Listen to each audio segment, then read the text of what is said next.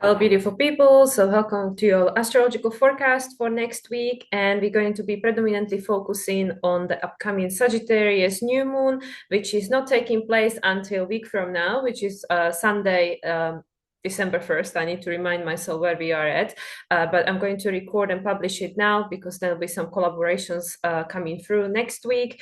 And then probably my astrological forecast post New Moon in Sagittarius will be released on Monday because there might be a lot of videos coming out all at once. As I did last time, I'm going to divide this video into two parts. This is going to be the astrology. The second part will be the card pools because the videos are getting a bit too long and I have to respect people's time because not everybody has so much time to watch me talking about stuff. So anyway, so this is the first part, which is the astrology part. So we're going to dive right in because there is a lot to talk about with the Sagittarius New Moon. But first, I would like to open this space and call in on my higher self, my ancestors, my spirit guides, ascended masters, of course, my team of astrologers, my starseed family, also Archangel Michael to keep this Wi-Fi steady so we can record, and all the beings of light that wish to be present, any ascended masters that wish to be present. Thank you for being here. Thank you everyone for watching, and let's dive into the astrology. So first I'm going to name the aspects that are going to be taking place, and then we weave it all together and look at the chart, shall we? So today, I'm actually recording this on Saturday, but this will be published on tomorrow, Sunday. So Moon moved into sign of Virgo yesterday, last night. Today, on Saturday, Mars is making a trine to North Node exact, and then there will be nothing else going on until Monday when Moon moves into a sign of Libra. Of course, Moon is always busy, but we'll be here hours if you were to talk about everything that Moon is up to. But this entire weekend is about grounding, learning, and adjusting to this new energy, the energy of Pluto in Aquarius and the energy of Sagittarius season, which we just entered into a few days ago. So we're going to enter a new week with Moon technically still in the sign of Virgo, but shortly moving to the sign of Libra, which is all about balancing, all about neutralization of the energies that are out of balance. And Moon actually will be conjuncting the South Node in the sign of Libra on Monday as well. Then on Monday night, Tuesday morning, this is the one that everybody is paying attention to. Mercury will be stationed in retrograde in the sign of Sagittarius on 22 degrees 40 minutes, which in fact is the Leo decan, which is all about creation. And Mercury will be retrograde until December 15th, and it will go all the way back to 6 degrees and 24 minutes of Sagittarius. So we have what is it, quick math, like 3 weeks of Mercury retrograde. And yes, Mercury will station direct, I believe, just before the full moon in Gemini. I know full moon in Gemini is on the 15th, but I didn't double check whether it's before or after. Maybe I should. Just a minute. Okay, I checked. Mercury is stationing direct after the full moon in Gemini. So Mercury still will be retrograde for the full moon in Gemini that Mercury will be the ruler of on December 15th. Okay, so this is the first big thing that is happening this week. Then on Tuesday, officially Tuesday the 26th, Sun will make an exact trine to the North Node. This is, of course, something that is very active for this new moon in Sagittarius. And just to remind everyone, the conjunction between Sun and North Node took place on 4/4 portal this year, which was right before the solar eclipse in Aries, which took place in a new phase conjunction with North Node. Okay, Wednesday the 27th, we have Sun making a trine to Mars.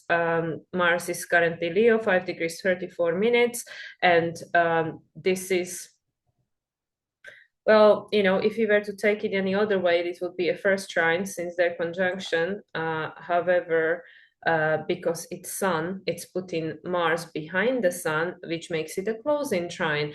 Either way, their conjunction, the most recent conjunction, took place on November 18th, 2023, last year. So this is the cycle we are evolving that was still, I believe, in Scorpio season, right? If I'm getting my calculations right. So this is what we evolve in. The story, the new story we are building, which we are co-creating, that is going to make us feel more in charge of our life.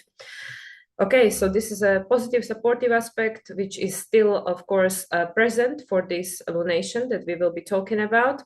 Then on Wednesday night, Moon moves into the sign of Scorpio. And then on Thursday, Venus in Capricorn will make a square to Chiron retrograde in Aries. And the last conjunction between the two of them took place on April 21st. So this is, let me just quickly imagine it in my head. This is a closing square. So this is a crisis in consciousness, which is all about the releasing. Venus is the ruler of the South Node, which we know was the resolution node the entire year last year when Pluto was squaring it. So we are taking our power back. We are reclaiming our power from the external environment and being brave and courageous to do things differently, outside of the box, way that nobody maybe did them before, being the pioneer. So yeah, so this is what Venus is encouraging us to do. Then Friday we'll have Ceres sextile Neptune. Then Saturday Moon will move into the sign of Sagittarius in preparation for this lunation. And then on Sunday, December 1st, we'll be experiencing the new moon in Sagittarius. And then subsequently on Monday, shortly after that, on Monday, Venus will make a trine to Uranus. Which is again active during this lunation, and Moon will move into a sign of Capricorn on Monday, which will be December 2nd, I believe, right? Okay, so that's it. So this is my little intro. So let's just look at the chart and talk about it, like what everything is going on here with this Sagittarius new moon. All right, so I believe everybody is able to see this now. Okay, so this is the chart we're going to be diving into December 1st. For me here in the central time, actually for people in Pacific Coast and even Mountain Zone, this is still Saturday. This is still going to be happening on Saturday, but everybody from Central Zone to Europe side and Australia, New Zealand, all the rest of it, this will be December 1st already. So yes, so this is when it's happening here, right after midnight in Mexico, Central Standard Time. But as we usually do, with me anyway, we're going to look at what actually happened when this energy got conceived, because the energy is getting reset. With the new moon, the energy that got conceived in a time of the new moon of the previous cycle, so if this case new moon 2023, this is the cycle that's ending and a new cycle is beginning with this new moon. So last year, we just go back a little bit, December 12th, 2023, we can see that there was a lot of activity over here and over here, yes? So there is a closing phase between Mars and the Sun. We know that this week, right before, we are experiencing the trine between Sun and Mars, and we also know that the conjunction between Sun and Mars happened only a month before, in November 18, which I already mentioned. So this is a closing phase. At this time, Mars is already the ruler of the North Node. So it's saying that, okay, the story that we lived our life, this is not going to be,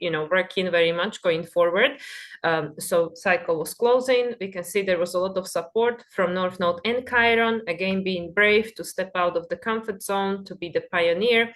And also at this time, Pluto was squaring the nodes, pointing to the South Node in Libra. Venus was in Scorpio, ruled by Pluto. Pluto at the time, of course, still in Capricorn on the final decan, which is about Virgo, about learning and adjusting, right? And at this time, of course, we did not yet experience the conjunction between Jupiter, Uranus, or Chiron and North Node.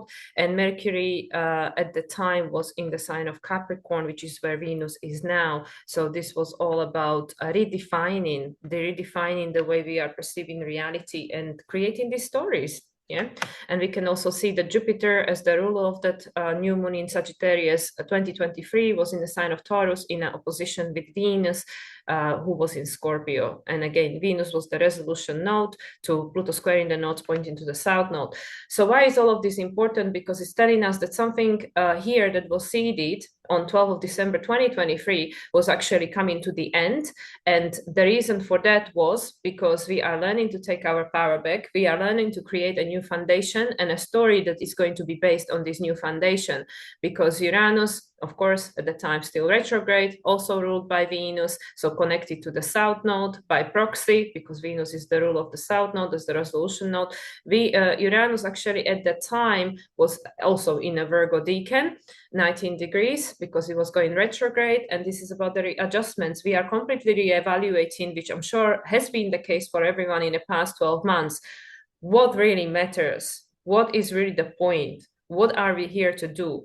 What do I feel that I'm worthy or I deserve of having experience in this life in certain way or something? So this is something that even though there was a build up, that there was a conception of a story, at the same time it was saying that the story that we've lived our life until this point is becoming slowly but surely unavailable. Pluto was still in Capricorn, so it was still available at the time, but now Pluto is in Aquarius. Then we had the full moon, 23rd of May 2024. We can see this was the interesting thing, because again we have the lunation Gemini and obviously Gemini is Sagittarius because opposition is the full moon, but everything was in Taurus, and Mars over here just before his conjunction with the Chiron, already post his conjunction with the North nodes, squashed here in Aries, which is this co-creation in a new way, because at the time of the eclipse it was Mars was in a sign of Pisces.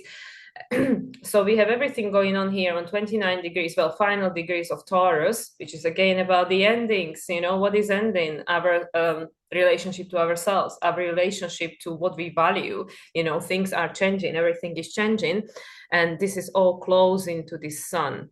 This is all closing, technically there was already a conjunction between Sun and Uranus and Sun and Jupiter, but with regards to when we look at it as a frozen picture in time, all of these planets are closing to Sun because the old values are changing. The old values are changing. Mercury was in Taurus. This is post-Mercury's retrograde, because Mercury had the retrograde in Aries a month before. So again, we are deciding for ourselves. Mercury in Taurus, yes, we can say it's very slow, but actually at the time I'm pretty sure it was fast. It actually wasn't in Taurus very long, I think only 2 weeks or something. We were identifying what is really important to us, what really matters. And interestingly enough, again, this is a Virgo decan, adjustments, making adjustments. And Pluto was trining this full moon, well, actually, sextiling the full moon, trining the sun exact. We can see the 2 degrees. Pluto at this time is already retrograde. So we are recalibrating to this new energy of Pluto in Aquarius, which of course at the moment is going forward. At the time we were still yet to have our last ingress into Capricorn, but Pluto was supporting this. It's saying yes, we need to make these new choices, because we already knew with the new moon that happened in 2023 that certain things were coming to the end. So we create a new foundation, and it's not going to be the same one that we were experiencing before, because Venus is on 29 degrees, and Venus and Jupiter at this time just had a conjunction prior to this full moon. So we are creating a new story. And this is post-Uranus-Jupiter conjunction as well. So this is very important. This all happened right before this full moon in Sagittarius. So it showed us that there is an illumination of that which got seeded at the end of 2023, which told us that things are about to change. And we know that because there are a lot of things that took place this year prior to this new moon that made us aware of that. And now 12 months later, since the conception, the cycle is resetting, which is this chart. But then we also know that by the time we have the illumination and then reconception, again, culmination of this cycle and beginning of a new cycle, the astrological weather will change again, because here during the full moon of the new moon that's being concepted, Saturn, Neptune will be already in the sign of Aries.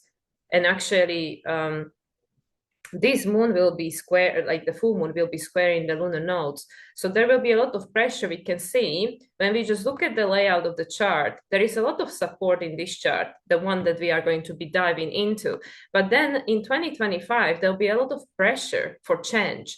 Here is already a lot of squares, opposition. We can see at the time of the full moon in June, but there will be this grand fixed cross, mutable, grand mutable cross in place, which is calling for flexibility, but also during the time of the reset of this new moon, going into future 1 year, 19th of December, 2025, there will be a lot of squares. So what does all of this mean for us? We're going to be diving into here. Is that whether we want or not, whether we like it or not, the story is changing. The story is being redefined. So it's up to us to decide what is the story going to be. And this is what are we deciding right now. with this new moon in Sagittarius, which is happening on December 1st for most people, this is what we have the opportunity to choose, because the ruler, Jupiter is in Gemini, it's in opposition with Mercury, and we know this is going to be an ongoing process, because by this stage, of course, Mercury is retrograde, and actually the second exact opposition between Mercury and Jupiter is happening the day later on the 2nd of December, I believe. Let me just double check my notes, because I have tons of notes over here, but I'm pretty sure. No, sorry, 4th of December, so only a few days later. So that will be the second one, because we already had the first hit, which just took place literally this week on the 18th, the week when I'm recording this. And then there will be one more on the 26th, I believe. So yeah, so the ruler of this new moon, Jupiter, is retrograde in Gemini, having an opposition with Mercury, and they're having a mutual reception, because Mercury is the ruler of Jupiter, Jupiter is the ruler of Mercury, and at the time of this new moon, they're both retrograde, which is taking us inwards. You know, you need to decide for yourself. You need to make your own choices. You need to choose your own truth. You need to choose your own story. You need to choose your own direction. And it's going to be something completely different to what it was before, because this Saturn is actually squaring this moon. Saturn, as this former ruler of Pluto, as the structure of reality, which we know that is not going to be holding us feeling safe and secure in these upcoming times, because Saturn is in Pisces, as I already pointed out, at the time of the this is a full moon. Saturn will be already in Aries, just post his conjunction with the North Node. There'll be other things. I don't want to dive too deep into this chart, because of course, you know, like we have a lot to talk about in the present moment, and we're going to be talking about this in June. But at the time of the reset of this moon, December 2025, Saturn and Neptune will be retrograde. So they will be back in the former signs. However, there will be this in between, which will be giving us this flavor, this new flavor, just like we had with Pluto since 2023, Pluto going back and forth between Aquarius and Capricorn. We were getting this new flavor of these upcoming times, this Aquarian age, fully activated by Pluto in Aquarius, and now we're going to be getting the same from Saturn and Neptune. So Saturn is warning us here, because it's making a square to this moon. It's also squaring Jupiter. This is also an ongoing process. The first square between Jupiter and Saturn exact took place on a full moon in Aquarius in August 19th. We have two more yet to come. I believe the second one, it's on a Christmas Eve on the 24th of December, and the final one will be on the 15th of June 2025, when both will be in a different sign. Saturn will be in Aries and Jupiter in Cancer. And also we have the square between Jupiter and Neptune, which will take place only a few days after, on the 18th of June 2025. So this is all telling us the same thing. This is the first quarter square, which is a crisis in action. We need to make a different choice. So I haven't even started talking about the actual moon, but I'm talking about the ruler of the moon, because of course Jupiter is in charge here. It's the ruler of this new moon in Sagittarius, and we can see that Mercury, it is a little bit of a white orb to be counted as a conjunction, but either way there is a conjunction, because they are still in a one sign, and then the next conjunction between Sun and Mercury will take place on the 5th. And all the recent conjunctions took place in the fire signs.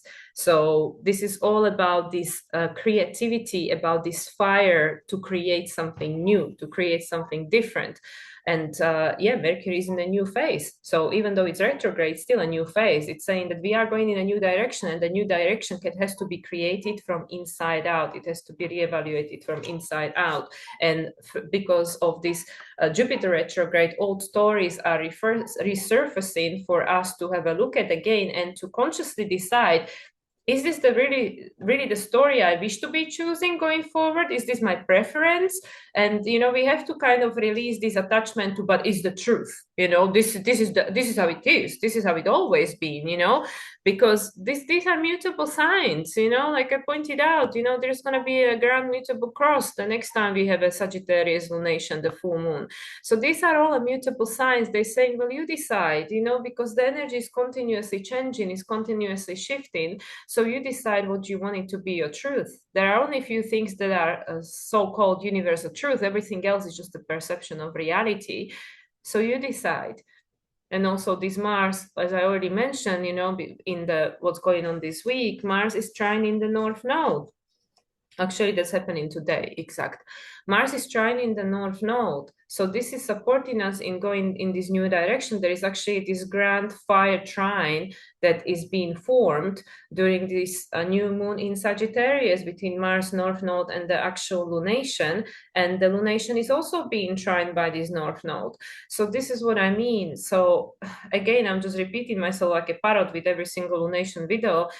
Everything that's taking place in our lives, individually and collectively, on the grand scale, grand theater scene of the human populace, it is divinely orchestrated. It does have a meaning and purpose. We might not just understand it yet because we don't see the full picture. Like we usually see the full picture when the time has gone and then we look back, right, in this retrospection. And this is also this North Node and Neptune, which are already conjunct, but the exact conjunction is, I believe, let me double check. I think it's the 7th. Yeah, 7th of February is the exact conjunction between Neptune and North Node, and the exact conjunction between Saturn and North Node will take place on 21st of April. Sorry, there are so many things happening next year. Of course, I have to have it all written down. I don't have the capacity to remember all of it. So this is a closing phase. So the way to get to where we go in North Node in Aries with this Mars in Leo to create this new is to release the old. We need to release the old. There is no other way. There is no other way. And it's interesting that during the new moon in Sagittarius a year ago, Neptune was squaring the moon. This was the crisis in action, which is all about what needs to change. What needs to change is the letting go. And in this case, is Saturn squaring the new moon. And this is again crisis in action, which is like what we need to change. We need to release the attachment to the old structure. So with the previous cycle, it was about releasing that which lost meaning. It was more energetical and spiritual. Now it's more tangible. Like, what are we attached to? And this is also what I'm tapping into, was all this Taurian quality and the Virgo decans, which were about the adjustments. What are we holding on to that is connected to the past with regards to how we live life, how we have relationships, what we value, what are we attached to as a material possessions and stuff? And does this still hold meaning? Is this something that is going to be supporting us going forward? And in some cases, yes, in some cases, no. And this is what everybody needs to discern and decide for themselves, because also with this Sagittarius, Gemini, this Jupiter Mercury opposition, the mutual reception thing that's going on over there. Like, literally, it is so fascinating, because at the same time as we are experiencing all these things going on in the world, and we might feel completely disempowered and hopeless and like, oh my God, it's just too much, I don't know what to do about this and stuff. But this really is about this opportunity with this Taurus. Pluto already being in a sign of Aquarius, and Pluto making an opposition to this Mars, Mars in Leo as the ruler of the North Node that he is trining at the moment. And we know that Mars is just about to station retrograde himself on December 6th, and is going to be retrograde until February, and it's going to retrograde back into the sign of Cancer, and then back into the sign of, it's going to go forward back into the sign of Leo in April, April 17th, the second half of April. So at the moment, we don't have the clear picture. We just have this desire, there is this fire. We have this desire for things to change. And I'm going to tie this onto what I started talking about. So we have this desire that something has to change. Things are not working, I am not living my authentic life. I don't feel happy. I don't feel actualized. I feel life is passing me by. What is my purpose? What am I even doing here? Look at the state of the world. It's all doom and gloom and stuff like that. And this is all trauma response. It's all trauma response. This is all connected to these old stories, to this old program, this old way of identifying reality. Doesn't mean it's not real. Of course it's real, because based on the law of attraction, whatever we believe, we find a proof for. So it doesn't matter what the hell I believe. I'm going to find a proof for it, to prove me right, because the ego always wants to be right. So it's like, I'm going to find a proof for it that I'm correct, that I'm right. I'm going to go and search wherever I just can find it to find a proof, right? To prove myself right, to prove the ego right. Like, yes, I can hold on to this belief because I found the proof for it. So anyway, so this is what I mean. So this Pluto opposing Mars, opposition is always about balancing. And Pluto being in a sign of Aquarius, Uranus is still retrograde in a sign of Taurus, making a trine to Venus as the um, ruler of the South Node that she was squaring quite recently, but obviously that's now out of the orb. She's going to be trining South Node soon.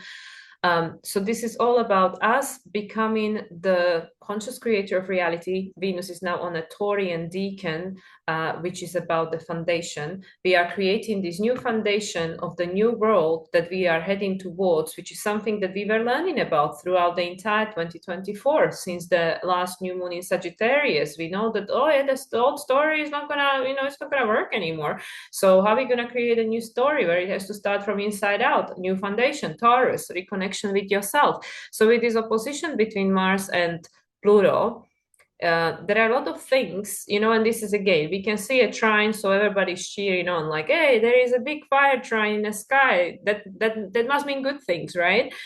From evolutionary perspective, how I understand it, I'm not saying all evolutionary astrologers would agree with me because I create my own my own way of interpretation over here with the spirit. From my understanding, my perspective, and my experience, and again, I find the proof for it, of course I do. The trine in evolutionary astrology doesn't always mean things are easy. It just means that they are flowy and the soul is ready for it. But it doesn't mean that it's like, that some thing is going to happen in my life and it's going to be very like great and comfortable. It might not. It always depends on the level of resistance. So with this trine that's going on there, it's saying that there will be things that's going to be coming up to the surface of our consciousness more and more that we will have to reevaluate and look at again, that will be pushing us towards this creation, towards this Ace of Wands, right? This new creation. And it will feel aligned. There will be something within you that be saying, whether it's, I don't know, you're quitting your job or losing your job or walking away from relationship or something, but it doesn't mean the experience will be pleasant. That's what I'm trying to say. It will feel right in your heart, in your soul. It will feel aligned, but it doesn't necessarily mean it's going to be pleasant, that it's going to be comfortable. It just means that you will know deep inside that this is the right thing for me, even though it is not easy necessarily. So that's what I mean. So with this opposition between Mars and Pluto, and Mars preparing for his retrograde, already being in a shadow, there are a lot of things that's coming up that might be challenging, but might be feeling aligned. And it's all to go back to the origins of how we became who we are now, the Leo, the childhood that defined our sense of selves, through the programming and conditioning and projections and mirroring and trauma and whatever else happened over there. And then, of course, if you want to make it wider and vaster, we are always an amalgamation of everything that came before us, including our past life ancestors, everything, because the soul imprints, like we carry that with us into every lifetime. So it can get very complex. So let's just keep it simple. These things are coming up to help us reevaluate and to once again decide, is this my preference? Is this what I want my life to be like going forward? And then the ego gets in and start giving you a million reasons why it cannot change, why this is the truth, why, you can find million proofs of why this is how it has to be, or this is the only way it can be. And then we just again perpetuating the same suffering of like, oh, I feel stuck. There is no way out of it. Nothing can change. And then we look out there into the world, we can see it reflected back to us. Look at the state of the world, it's all doom and gloom, blah blah blah.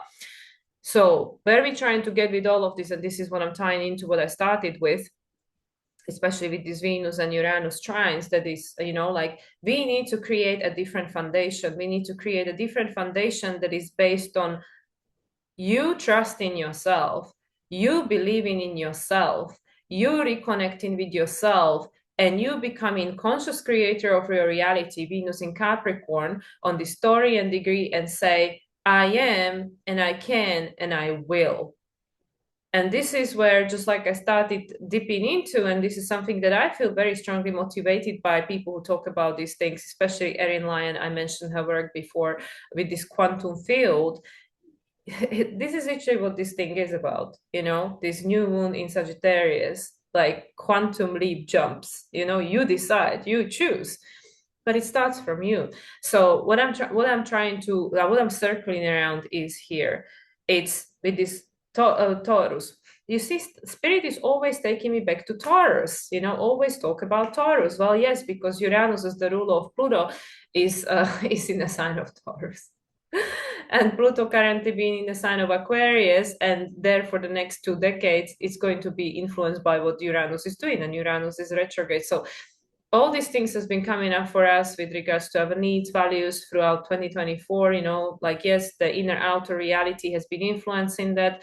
And now you have the opportunity to decide for yourself, what do you want? And this is something that I said to my client yesterday. I said, like, seriously, if somebody came to you and said, like, hey, like, here is your genie and you have unlimited amount of wishes, you don't have to just choose three, like, the whole universe is to your disposal. You can choose whatever the hell you want.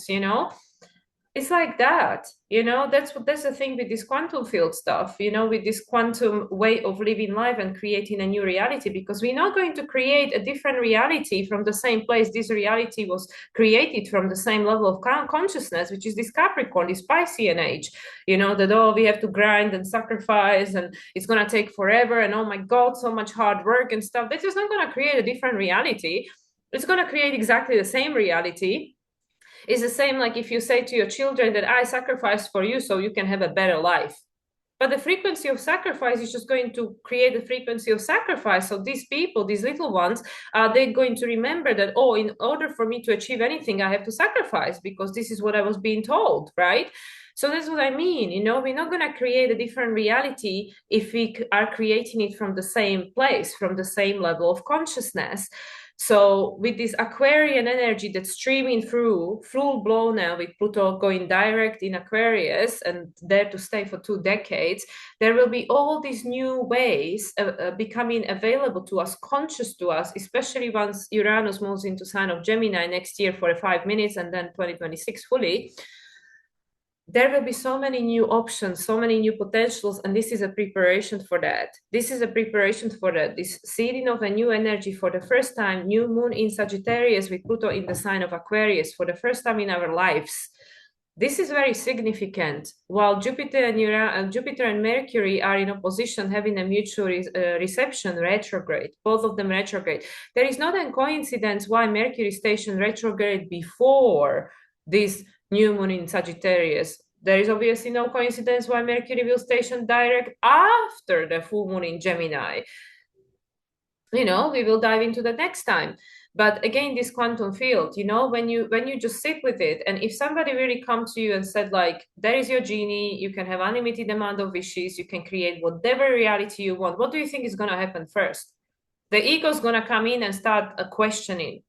How is this possible? That's not real. That doesn't happen. That only happens in fairy tales, and start sabotaging. Or then like, oh, are you sure? And oh, what is the agenda? What do you want from me? Or, oh, but if I create all these things, then what if people will be jealous of me? What if people will come and steal from me? What if, I don't know, what if people will think I'm a bad person, or I stole this money, or I stole this, or whatever.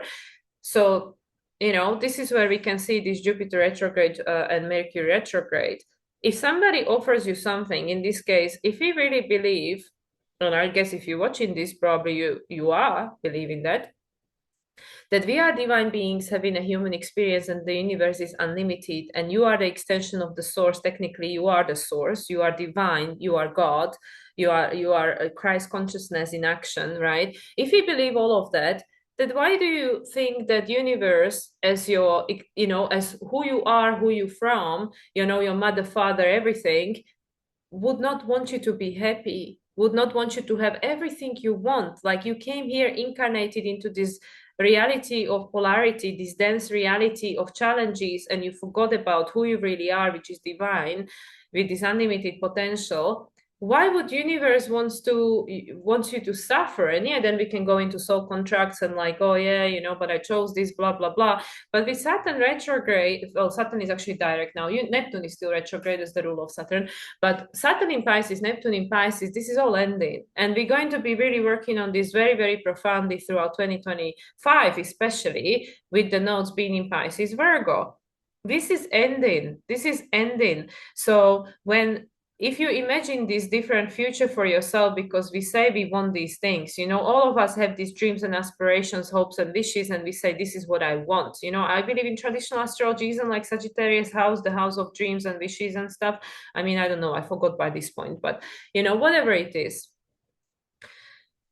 But in how many cases we really feel ready to receive that which we say we want? In how many cases we feel that we deserve that which we say we want? So this is what I mean. If you just start visioning and imagining these things that you say you want, what is the inner voice in your head, not inner voice in your soul? Because your heart would just, you know, and I did this recently with a friend, when I visioned the timeline and we talk about it so much into detail and how it would feel, it made it so real. I was literally, oh my god, like I can literally like it, I can't even imagine this is not the reality, you know, because it became so real. So your heart, you know, it knows it's possible. It's like, oh yeah, let's go create, you know, like hey. But the mind, the program, you know, this Mercury, the logical mind, the archive of the past, it will straight away start chipping in and telling you why this is not possible, why you can't have it, why it's safer not to have it, why. So that's what I mean. So this is a very good practice when we actually start visioning and imagining these things that we say we want and observing what will start happening in your head, you know, with this voice. And this is where we see, this is, you know, the opposition between Mars, currently ruled by Sun, in the sign of Sagittarius, ruled by Jupiter retrograde, ruled by Mercury retrograde. You know, this is how we tie it all together. This is exactly where you see, where you will become conscious of what it is that is preventing you from having that life that you say you want, the life that you say you're dreaming of, the life that you convincing yourself you deserve. But when this voice comes online, it tells you 100 million reasons why it's not a good idea, you know, why it's safer to stay where you are and have what you have right now. So this is what we need to neutralize. This is the opposition. And we know that this opposition will be ongoing until on and off, because Mars will retrograde too far into Cancer to reach the opposition with Pluto, but on and off until I think May, until May. So it's going to be a long time active with like a, you know, break of couple of weeks or something. Maybe there is 1 or 2 lunations when it will not be active, but more or less we have another 6 months of this opposition going on. And in the meanwhile, of course, we'll have Mars retrograde, Venus retrograde, the eclipses, you know, and there will be so much stuff happening. And of course, like these squares, you know, all these aspects that are happening multiple times, you know, these 3 squares between Jupiter and Saturn and Jupiter and Neptune. And we're going to have the conjunction between Neptune and North Node and square from Jupiter to the nodes and blah, blah, blah, blah, blah. You know, there's so many things that's going to be happening between now and the full moon in Sagittarius. So that's what I mean. But what we're doing right here, right now, we have the opportunity to conceive this vision for the future and become conscious and aware of all these programs, all these thoughts in our head that are sabotaging that from manifestation, and then go digging deep into our soul, into our memory bank, but mostly soul, because the memories are always skewed a little bit. Like what caused this? Where did it come from? And is this even mine? You know, is this story even mine? Is this belief even mine? Is this idea even mine? You know, where did I inherit it? Where did I observe it? Where did I adopted it from? And this is the work that we are already tapping into energetically for the duration of the North Node in Pisces. This is the work we are going to be doing. We're going to be shedding and releasing all of this stuff that created who we are now, that is not in alignment with who are we here to become. 11:22, just as I'm saying this, it's interesting because, of course, yesterday was the 22nd of November. So that's what I mean, like we are becoming more and more aware and more conscious of the program. And we are, it's like we're taking off these costumes, like these clothes that we've been wearing for 20 years, and now we're realizing that, oh, they don't fit anymore. They're a little bit worn out. They're kind of out of fashion. I don't really feel comfortable wearing these outfits no more. But I, for whatever reason, didn't pay attention. It was just something that I did automatically, just put some clothes on, that's it, let's get going, right? Which is also about this, why this Mercury retrograde happens so often throughout the year, and we all joke about it, that, oh, Mercury goes retrograde. And I mean, of course, it has a certain level of impact on our everyday functioning and mundane way of doing things, right? But Mercury goes so retrograde because so often, because it stops us in our tracks and makes us reevaluate, because we live our life most of the time on automatic, like the subconscious is running the show. And a lot of the stuff that is in our subconscious is the unprocessed trauma, is the unprocessed stuff. So we are continuously creating subconsciously reality experiences, attracting people that are coming into our life, to show us what it is that we need to work on and what it is that we need to heal. So when Mercury is retrograde, and in this case, Mercury, Jupiter both being retrograde in opposition, having a mutual reception, all of these things are going to become more and more conscious to us, to help us to understand and understand, because this is an internal process with the retrograde, takes you inwards, what it is that has created the reality and has been creating the reality that we are experiencing at the moment. And if it's not the reality that you are comfortable with or wish to be experiencing going forward, what needs to change? Like it's actually like we need to I know that some people, and again, I like this is where my logical mind is getting interacting with stuff, because in some way, the first thing I was going to say would be to override the program. Not okay. This is the thing that I've heard. So the first thing I would be saying would be that we need to deprogram ourselves, but actually that would take a long time, So what I heard people saying, and namely in this case, this was one of the channels from Erin Lyon. She said that we need to override the program. We need to override it. We need to find a way to override it, the program that's running at the moment. And this is why we need to become conscious and aware. And this is what I feel that this grand fire trine is helping us to do. So again, going back to this trine, it doesn't mean that the situations are going to feel comfortable or easy or are going to be without the challenge, but it will feel aligned. It will feel aligned because it would provoke this questioning, this like stopping us in the tracks and going like, let me think about that. Let me think about that. It's also this Chiron winking at me that is making the trine to Mercury, which is also three of them taking place. I think the exact one is a day later.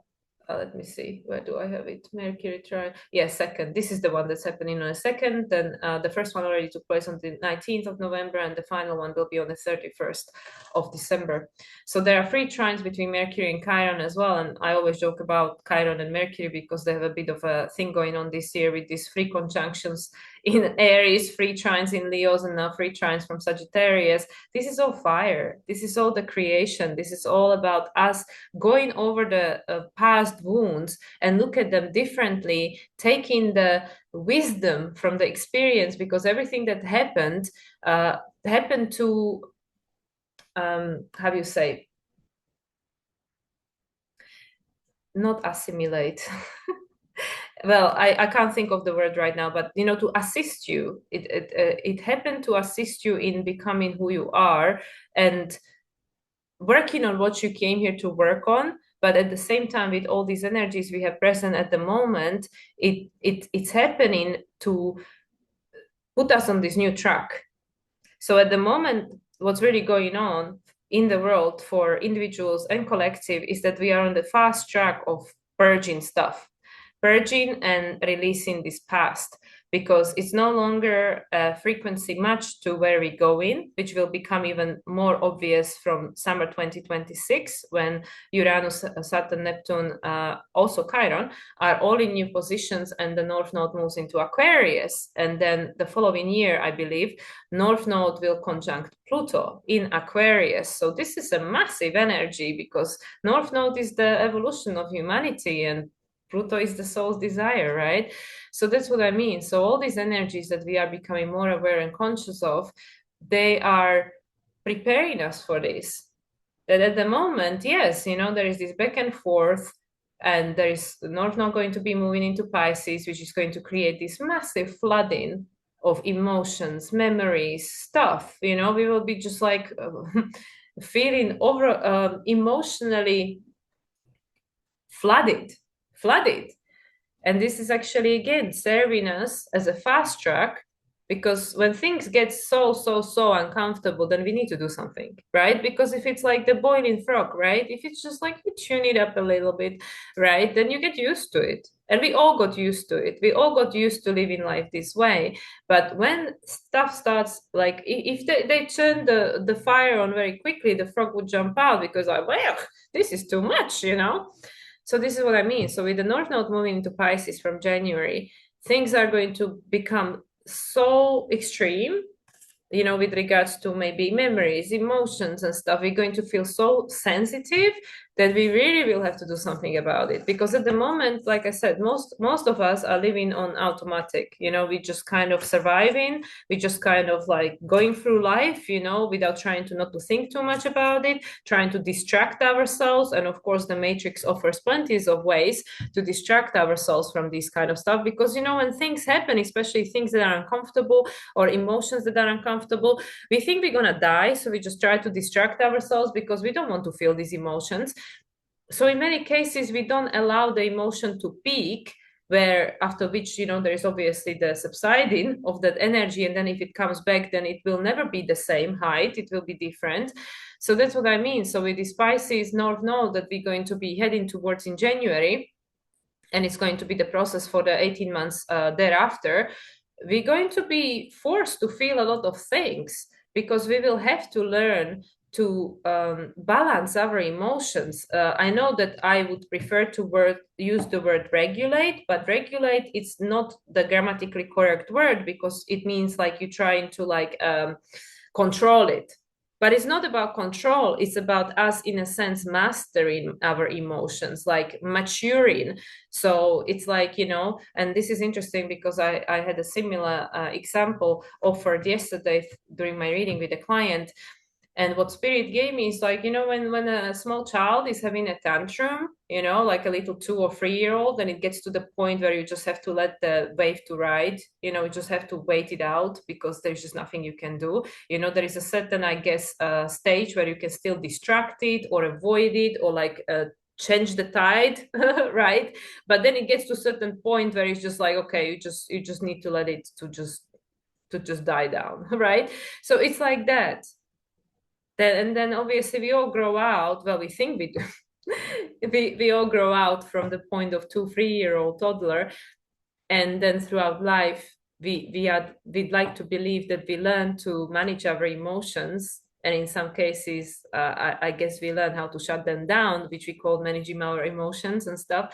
But yeah, this is also like the stuff that I've been coming across to with regards to this Aquarian age. It's not going to be so emotionally charged. It's going to be much more like the emotions will be there, but they will be much more mature. Like we will be much more balanced, at peace. So before we get there, just like with anything, the learning curve is to go through the extremes, you know, like when we learn in anything, we have to learn the extremes until we find the middle point. So this is also what I feel this Pluto Mars in opposition is preparing us for, because Mars in Leo is taking you back to your inner child, back to the core essence of who you are, is the sun. And like I said, because currently Sun is in the sign of Sagittarius and it's being trine by Mars, this is taking us back to the stories that created the concept of who you think you are. But with Mars going retrograde through Leo, Cancer, and then back, it's going to change a lot of things, because we're going to be feeling a lot of things, and we're going to be realizing a lot of things and questioning a lot of things, and not reprogramming or overriding programs with regards to a lot of things. And then by summer, okay, spirit says summer next year, but I feel even by the end of April, you know, when Mars is back direct in Leo and it's post eclipses, but probably yes, summer, because that's when we have the full moon in Sagittarius in June. So pre-summer for the Northern Hemisphere, I think we all will be very differently identifying who we think we are, especially looking back at this time. And this is why I really feel it's 11:33. Like every time I look at the clock, it was 11:29, which is like 11:11. Now it's 11:33. Okay, so Spirit saying we on to something here. We are having the opportunity to conceive this vision. It doesn't mean the vision's not going to change, because at the moment we are creating the vision from the place of where we are right now, which is going to change. We're going to grow, we're going to evolve, we're going to go through stuff between now and June, between now and next summer. We're going to experience a lot of things, just like we have experienced a lot of things since the last new moon in Sagittarius 2023 and the full moon in Sagittarius in May. A lot of things took place. But regardless, we have the opportunity to tap into that quantum field, to imagine that you are a magician, and to imagine that you have this genie that actually is you, that is not external of you, is an aspect of you. An aspect of you is a genie that has unlimited amount of wishes granted that you're going to have manifested and are going to experience. So if we all just imagine that, let's just play a child's game, you know, with this Mars trining this Sagittarius new moon and creating this grand, you know, fire trine with the North Node. And in this case, we really like looking at the really very optimistic, positive aspect of the trines. If we really just play the game with ourselves and imagine to be a child again, and before the program setting and all this, you can and you can't, and this is possible, this is not possible. If we go just back to the origin of the story, but this time we remove all the karma and contracts and bonds and everything, which in a sense is also what I've been saying to my clients, and a lot of people, you know, feel that way, that we are going through our life review right now, and we are already creating the story for our next life, but it's all happening in this lifetime without us having to have to die and come back and, you know, go through the beginnings until this point. So that's literally what I feel is happening. So going back to this vision, imagine you are a soul, and actually you are incarnate, but you know, you are a small child and you don't have to be bound by all these contracts and program and stories and all this, you know, this is all passé, this all been cleared. Imagine all of that's been cleared, all of that is behind us, we have a clear slate and clean slate, and we created a new story. What do you want the story to be? You know, just play with the ideas, you know, play with the visions. Like, what do you want the story to be? And just you know, just like tell the ego, it's okay, ego, you know, we're gonna have a discussion about the possibilities and all of that, but just, you know, just for 5 minutes, just go and sit over there, just let me dream for 5 minutes, and let me have my vision about what do I want my life to look like.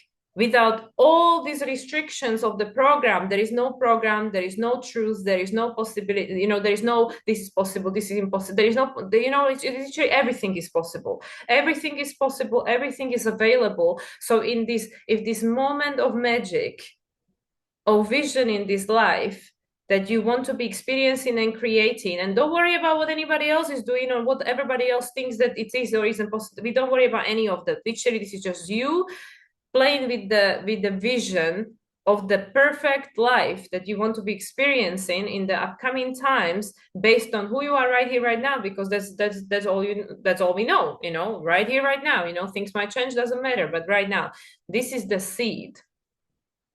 This is the seed that's going to grow. This is how we tap into this quantum field. We put in the order there with the universe, and like there might be alterations to it, but it doesn't matter. Right here right now is all that matters. We put in the order into the universe, and we're saying, this is what I want. This is what I want for myself, and this is what I want for the world. This is the world that I want to be experiencing. This is the world that I want to be co-creating with others that want the same thing. And right now I know it's possible, before this ego gets in and start telling you why it's not possible, and start telling you stories, based on the past and all the evidence why, that was or wasn't the case. So this is what I mean. So we need to override the program.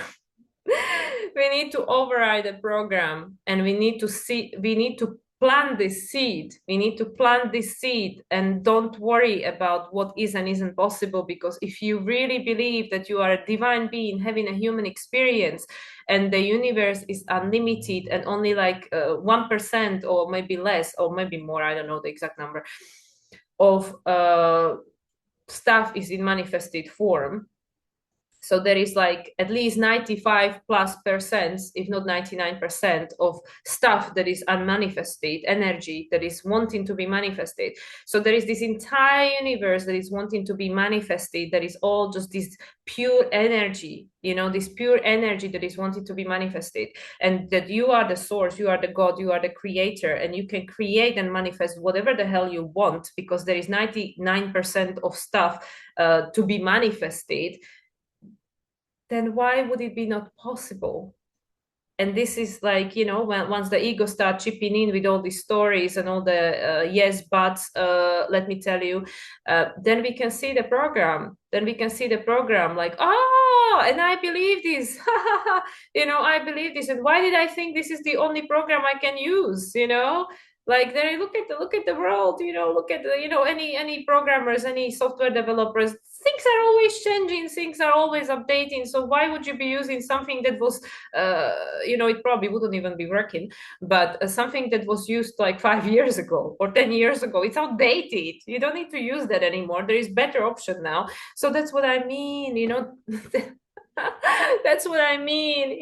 Let's just vision, let's just imagine, let's just tap into this quantum field of unlimited possibilities. Look at these beautiful trines, all these potentialities. The only thing that's squaring this moon is Saturn. And this is the old structure of reality. Pluto is now done with Capricorn. It's done, for the next, I don't know, 4 generations or whatever, depending on the lifespan of Pluto Aquarius. But Pluto Capricorns, they're going to be living forever, but Pluto Aquarius is probably going to beat that even. And probably Pluto Pisces are just going to live literally forever. But anyway, the only thing that's literally squaring this moon is this Saturn. But Venus is ruled by Saturn, and Venus is trining Uranus. And Uranus is the ruler of Pluto. So it's saying you can absolutely override the program. You can absolutely break free. You can break out of that stuff, this conditioning of the past. But you need to decide for yourself that you can do it. And you need to face all that stuff, all this program, conditioning, stories, everything that is coming up to the surface, that is making us to believe that it is not possible. They sabotaging us, which we know that there is no such a thing, because it's just like there is an aspect of you that is trying to protect you. So this is where we go back to the childhood. What happened? What happened back then that made me to become this, to make me to believe this? And this is not to like be feeling bad about who we are, because everything we've gone through and every version of ourselves helped us to survive and get to this point. But now we are at the crossroad deciding, is this still who I want to be going forward? And is this still the story I want to be experiencing going forward? So this is what I mean. So in a sense, again, this is so simple, but it's so complex, because there are so many layers to these lunations, and we can talk about everything for another 3 hours. But it is really this past the totality of manifestation of all there was this Saturn in Pisces that is tripping us. And this is a crisis in action, so we really need to do something about this. And that is to let it go. To let it, what are we letting go of is to allowing this external manifestation, which is just the outcome. It's just the like a result. Yeah, it's the result, but it was created from inside. This is just the result, you know, because it takes time and space for things to manifest in this free density, even though that's also going to speed up. But that's what I mean. We look at this result and we think this is what is creating us. But it's us that created that. That is just the result. So with this Saturn in Pisces squaring this moon as a crisis in action, it's saying that we need to take an action on this in a way that I'm going to consciously decide that no, I am the creator of my reality. Pisces is traditionally ruled by Jupiter, right? The ruler of this new moon. I am the creator of my reality. I'm gonna override this damn program and I'm gonna choose the timeline where what I want is possible and is available. And when the ego starts chipping in, you go, I know what you're saying, but trust me on this. And this is where the Taurus comes back into play and say, how much do we trust ourselves? How much do we believe we deserve all of this that we say we want? How much do we feel worthy? And this is again this Uranus in Taurus. On Capricorn Decan, takes you back to Capricorn, takes you back to Saturn, takes you back to Venus and the South Node in Libra. We need to go all the way back and reclaim our power, call all our energy back, all the aspects of ourselves that we externalized and gave to other people that had a power over us, where we believe that these other people, all these governments, all this someone else is creating my reality. This is not how we're going to change the world. This is not how we're going to create a different world. Different world can only be created from a different level of consciousness. And the level of consciousness is going to be rapidly changing when Uranus moves into the sign of Gemini. And we already having the first small taste of that with the Jupiter being in Gemini, especially through having to have to face all these belief systems that are limiting 1144 right now. I'm like, come on. So this is such a profound new moon. It is not the last new moon this year. We'll have Capricorn new moon as well, which again, Capricorn, ta-da, you know, creator of reality. But this is the first new moon with Pluto in Aquarius. This is actually the first lunation with Pluto in Aquarius. So it holds a very significant value. So that's what I mean. I think I'll have to close this because I think this video is getting very long. I don't know what time I began, but I know it's getting long.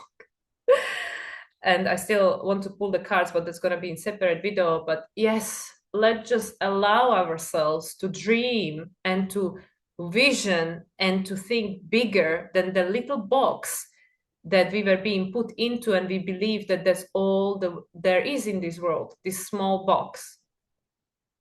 And then I can already hear people saying that, you know, I'll believe it when I see it.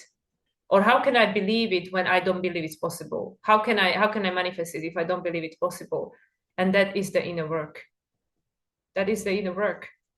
Nobody can change your mind. Nobody can change your perspective, only you. This is the inner work. This is the Venus in Capricorn on Taurian Decan. This is it. Nobody can do it for anybody else. Nobody came here to save the world. Nobody came here to fix or save someone else. We came here to embody the true essence of who we really are and create reality from that place, which actually, when we eventually get there, this entire planet Earth, with all the potentialities and possibilities and diversities that are available to us, it is a fucking playground. It literally is. Like, we literally can create whatever we want and experience whatever we want. But once we master that skill of manifestation in a conscious way, then we will not be manifesting like, oh yeah, let me become a millionaire so I can buy a Ferrari and throw a party and get drunk. I mean, yeah, that I guess plays a role in a human life, on a human journey. Like, yeah, but is this really what life is about? It's part of life, but it's not necessarily what life should be about. But then again, who am I to talk? Like everybody's got their own story.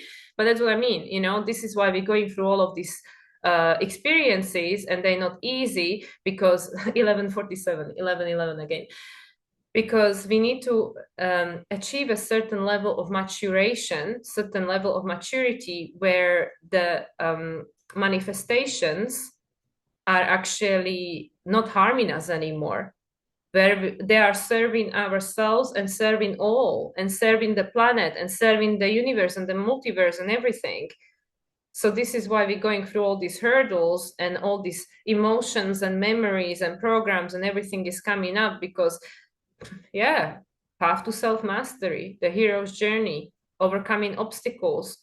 And then the people in the past that had the greatest power, like the shamans and stuff, I mean, again, yes, there is always a polarity. So there were also the dark magic and dark magician and sorcerers and stuff that were used for the opposite purpose, but I just stay with the light.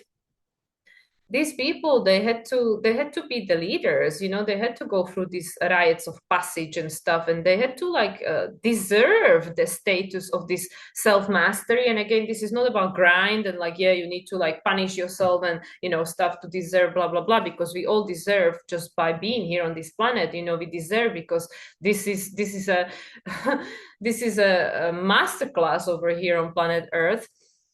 But it takes the certain level of responsibility to be discerning about how we use our gifts and this unlimited potential of the universe. What are we wanting to manifest from it? So we go back to Taurus, creating a strong foundation, healing the disconnection from ourselves and others, healing the trauma, the Aquarius, the trauma, the energy that's stuck in time. And then we can create different stories, because we will be starting from different place, from a higher level of consciousness, which Jupiter going through the sign of Gemini, currently retrograde, and then forward again, and will be squaring the nodes and pointing to North Node in Pisces. There is a lot of healing and releasing that has to take place in order for a different choice to be made. So anyway, guys, I'm going to close with that, because like I said, the more I talk, the more is coming through. So it's a long video already. So this is just a top layer of the Sagittarius New Moon. I'm sure there are plenty of interpretations out there that will tell you a different story. This is just one that I woven here in a real time and real place. But yeah, I think with this beautiful grand fire trine, why not allow yourself to dream, and dream big with Jupiter in Gemini? Dream big, And yeah, and then we're just going to work on all the obstacles, blockages, and everything that is preventing us from believing that is possible. But for 5 minutes, just put that all aside. Put it all aside and just conceive that little seed of the dream that you would wish to bring into manifestation. What is that optimal life that you wish to be living? Without all the buts and reasons and stories and excuses, yeah? Just in your heart. What is the story that wish to be experienced by your higher self? Yeah. Okay, guys, this is the end of the part 1. I'm sorry if it was too long. I have no idea what time I began. I'm going to move to the cards, so that will be part 2. So if you're just interested in astrology, this is where we close it. And if you are interested to hear what cards had to say, then tune into the next one. Thank you again for being here. Thank you for attention. And before I forget, I have my biggest annual sale, 50% of all my services running on my website until midnight of Cyber Monday, which is December 2nd, I believe, Monday. So yeah, so if you would like to book a reading with me, this is your opportunity. The waiting time is becoming a little bit longer at this stage. I think at the moment we are at 3 weeks waiting list. But yeah, you can book it for yourself or someone else, and you can book it for, and you can redeem it. You can have the reading whenever throughout 2025. So I'll close with that. Again, thank you for your attention. And until next time, much love everyone, and bye for now.